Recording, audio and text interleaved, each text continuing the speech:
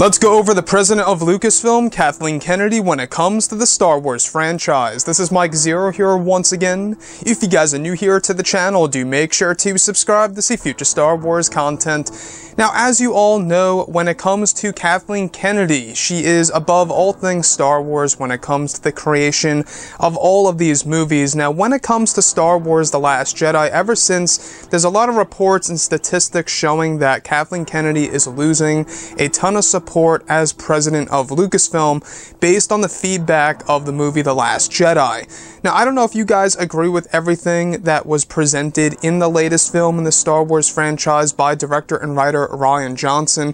I myself will say one thing and one thing only, is that I just wish Luke Skywalker lived it out until the very end of the sequel trilogy, where the original concept by Colin Trevorrow would actually have him going out into the sunset type of concept. Now, we also know that she fired Colin Trevorrow, Kathleen Kennedy fired Colin for wanting Luke Skywalker to live and wanting Snoke to have more of a backstory in the sequel trilogy, and even wanted to do something very much special with Luke and Leia. Now, this was all, of course, before Carrie Fisher's death, and this is why eventually Kathleen Kennedy let go of Colin Trevorrow and had J.J. Abrams come in.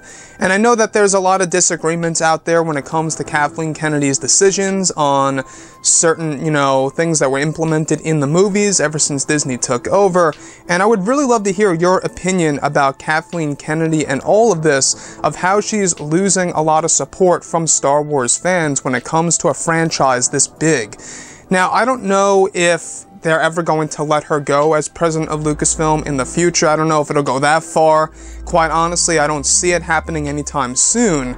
But we'll have to wait and see how Solo: A Star Wars Story does, and even Star Wars Episode 9 and the future of the franchise overall into the 2020s. We do know that we're going to have a ton of live-action TV shows. We're going to have animated TV shows as well as new trilogies to come.